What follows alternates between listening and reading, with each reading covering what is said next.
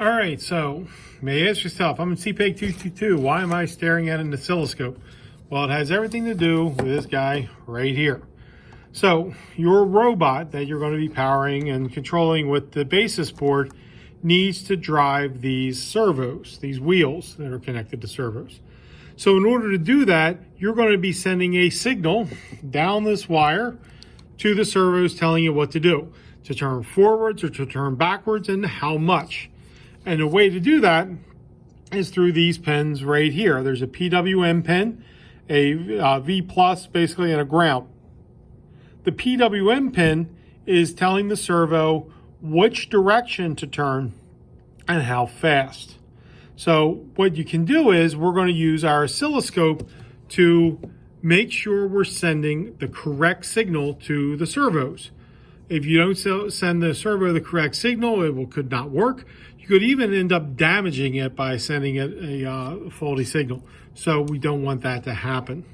So how are we going to do that? Well, we're going to hook the oscilloscope to the PWM board, or excuse me, to the basis board. Now, there's a couple ways to do that. You can actually just literally clamp onto the top pin and the bottom pin, put your probe on the PWM pin, put the ground clamp on there, and go. I wouldn't recommend that. It's kind of hard to get to. You can get some jumper wire, the female to male versions, and hook the females to here, and then just clip the probes to the male end at the other end. I am not going to be using the PWM. I'm actually going to be using my handy dandy servo tester here, this guy here, and that way I can actually dial some stuff in and show you what's going on in real time. So my servo tester is hooked to some Duracell batteries. It's not exactly 5 volts. It's a little less just because it's slowly dying, but on your basis board, you should have almost exactly 5 volts and seeing what's going on there. So I have my servo tester here. It's onto a extension cable, or actually a Y cable for different things. And then I'm hooked to, my probe is hooked to my signal wire, and my ground clamp is hooked to the ground. So here I have my oscilloscope all jacked up. As you see, as I move, let me move these two away from each other. So I intentionally have messed this up so that way, let's say you roll into a lab and your oscilloscope's looking like this when you hook everything up. So number one, make sure the power's on, obviously. And then also note here, I do not have anything hooked up except to channel 1. What you can run into is if you have probes hooked to channel 2, I mean, literally have just the probe hooked. I'm taking those off, put them back when you're done. But I'm taking those off because I don't want any interference. This thing can pick up ground interference. It can pick up stuff from the outlets. It's sensitive, so I'm going to just unhook those so it doesn't try to pick it up. Also notice here channel 1's the only one running. So what am I going to do? Just going to hit this auto button up here. What's happening now is my window is either zoomed in too much or out too much. It's hard to tell, but by hitting the auto button and giving it just a second to think, it'll take a look at the wave that's coming in and adjust the window and zoom in as best as it can. So here is my square wave, my pulses, going to hopefully my servo. And the reason we're hooking up is, like I said, we're making sure we're sending the correct one here. All right, so what do we have? Well, first thing, notice that I don't know if you can see that or not, but there's a grid here. And this grid has a scale, both vertical scale, and then here at 1, it says 1 volt. So every one of these squares counting up is 1 volt. And over here, the horizontal scale is 5 milliseconds. So each one of these tick marks over there is 5 milliseconds. So messing around with it. There we go. Okay. So what do I want to do? I want to not touch this and mess it up. So what I want to have here is I can count this stuff myself and zoom in and figure it all out. But this is the nice part about this oscilloscope. It'll actually do these measurements for us. So over here on menu, I can switch between vertical measurements and horizontal measurements. We're going to do a little bit of both.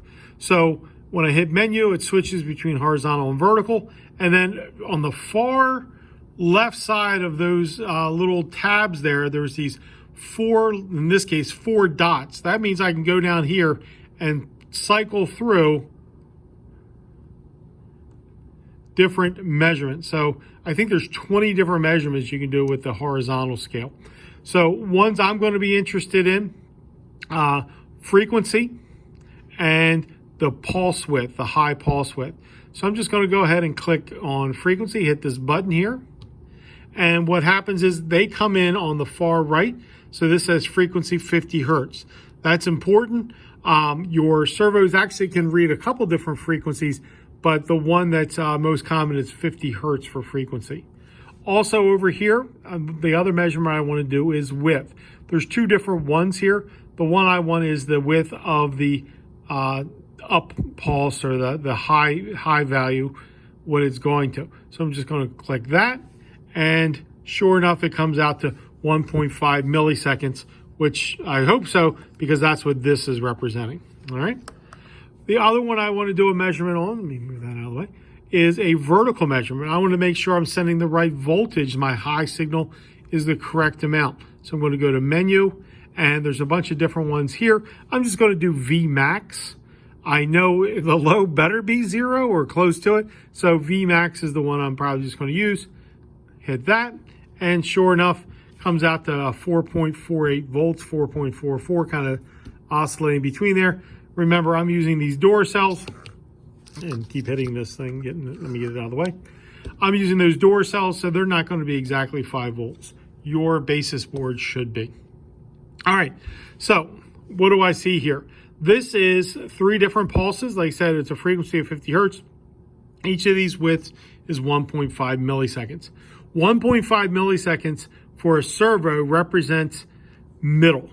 So the servos can range from 0.8 milliseconds, or 800 microseconds, all the way up to 2.2 milliseconds.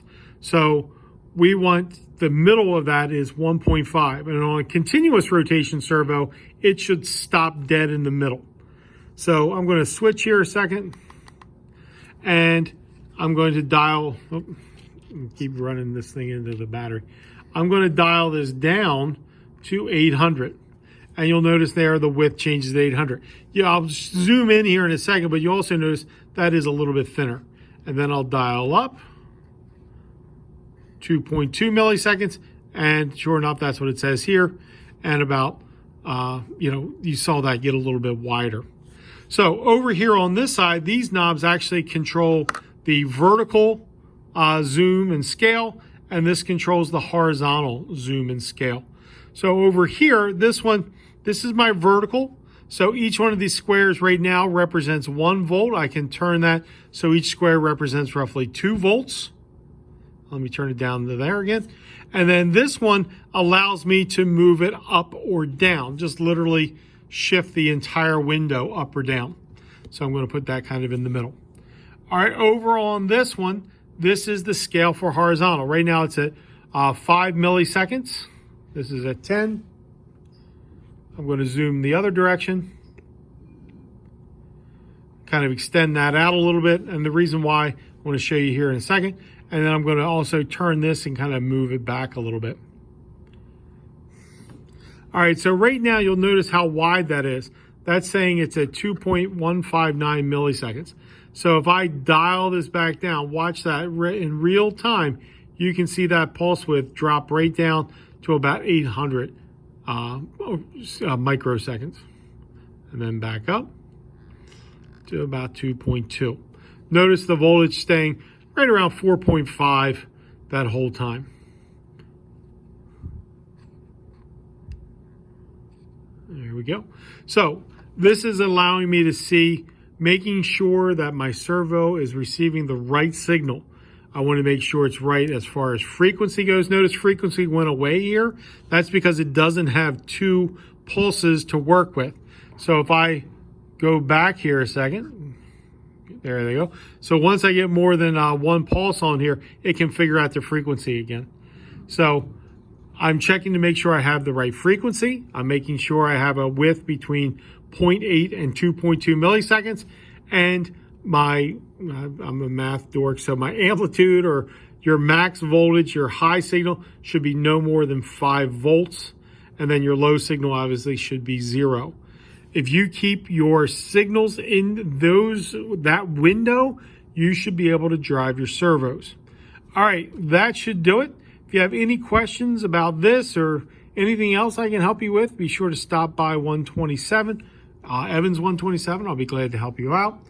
Having trouble with your robot or missing any parts or anything, also be glad to give you a hand on that as well. All right, have a good day. Thanks for watching.